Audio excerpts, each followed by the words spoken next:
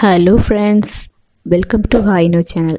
இன்றைக்கி நம்ம அந்த வீடியோவில் ஒரு சூப்பரான ஒரு குழம்பு தாங்க ஒன்று எப்படி செய்யுதுன்னு பார்க்க போகிறோம். நம்ம வீட்டில் காயே இல்லாத நேரத்தில் வெறும் வெங்காயம் பூண்டு வச்சு இந்த குழம்பு எப்படி செய்கிறது அப்படின்னு பார்க்க போகிறோம்.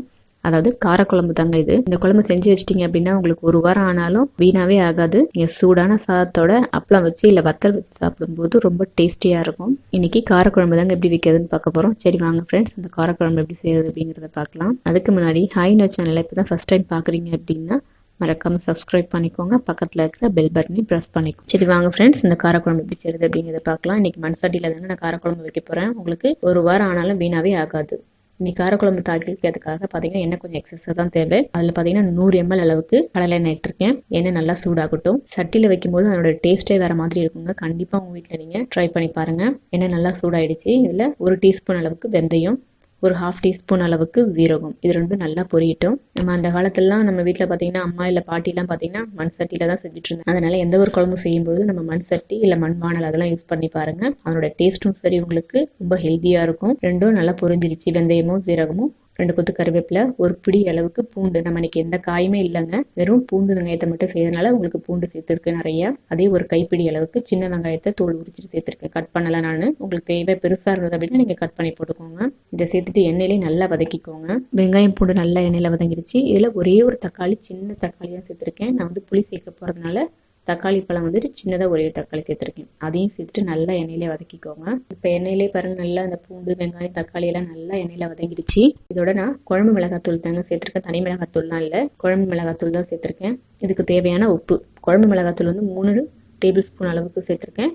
உப்பு இதுக்கு தேவையான உப்பு சேர்த்து அதையும் நல்லா அந்த எண்ணெயிலேயே நல்லா வதக்கிக்கிறேன். இதோட பார்த்தீங்கன்னா ஒரு எலுமிச்சை சைஸ் அளவுக்கு புளி நான் முன்னாடியே வெந்நீரில் ஊற்றி நல்லா கரைச்சி ஃபில்டர் பண்ணி வச்சுருக்கேன். அதை இப்போ நான் அந்த மிளகாத்தூளோட சேர்த்துட்டு நல்லா மிக்ஸ் பண்ணி விட்டுக்கோங்க. நீங்கள் டேஸ்ட் பார்த்துட்டு உப்பு உங்களுக்கு பத்தலை அப்படின்னா உப்பு சேர்த்துக்கோங்க. இது நல்லா ஒரு 10 நிமிஷத்துக்கு ஹை ஃப்ளேமில் வச்சுருங்க. நல்லா கொதிக்கட்டும். நான் இது காய் போடாமல் செஞ்சுருக்கேன். சப்போஸ் உங்ககிட்ட ஏதாவது காய் இருந்தது அப்படின்னா, அதாவது கத்திரிக்காய், முருங்கைக்காய் இல்லை உருளைக்கிழங்கு, இந்த மாதிரி காய் உங்ககிட்ட ஏதாவது இருந்ததுன்னா நீங்கள் அதையும் கூட சேர்த்திங்கன்னா ரொம்ப டேஸ்டியாக இருக்கும். இன்றைக்கி நான் அதெல்லாம் சேர்க்காம வெறும் பூண்டு வெங்காயத்தை மட்டுமே வச்சு இந்த காரக்குழம்பு செஞ்சுருக்கேன். ஹை ஃப்ளேமில் வச்சுட்டு கரெக்டாக 10 நிமிஷம் கொதிக்க விடுங்க. பாருங்கள், ஓரளவுக்கு நல்லா திக்காக ஆரம்பிச்சிருச்சு.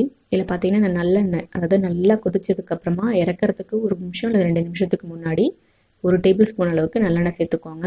எண்ணெய் சேர்த்துட்டு நல்லா 1 நிமிஷம் கொதிச்சாலே போதும். அந்த நல்லெண்ணெயோட வாசனை சூப்பராக இருக்குங்க. நம்ம சாம்பாரோட எப்படி நெய் சேர்த்து செய்கிறோமோ அதை மாதிரி காரக்குழம்புக்கு பார்த்தீங்க அப்படின்னா நல்லெண்ணெய் சேர்த்து சாப்பிடும்போதும் சரி, நல்லெண்ணெய் நீங்கள் அந்த குழம்புல ஊற்றும் போதும் அதனோட ஃப்ளேவரும் டேஸ்ட்டும் ரொம்ப நல்லாயிருக்கும். இப்போ நம்மளோட காரக்குழம்பு ரெடி ஆகிடுச்சு. ஸ்டவ் ஆஃப் பண்ணிடலாம். இப்போ நான் இதை வேற ஒரு பவுலுக்கு மாற்றிக்கிறேன். நம்ம பூண்டு வெங்காயம் சேர்த்து சூப்பரான ஒரு காரக்குழம்பு ரெடி பண்ணிட்டோம். இது சூடான சாதத்தோட அப்பளம் இல்லை வத்தல் வச்சு நீங்கள் சாப்பிடும்போது ரொம்ப டேஸ்டியாக இருக்குங்க. இது உங்களுக்கு ஒரு 10 days ஆனால் கூட வீணாவே ஆகாது. நீங்கள் மறுபடியும் சுடு பண்ணி வச்சுட்டீங்க அப்படின்னாலும் உங்களுக்கு வீணாகவே இருக்கும். கண்டிப்பாக நீங்களும் இதை உங்கள் வீட்டில் ட்ரை பண்ணி பாருங்கள்.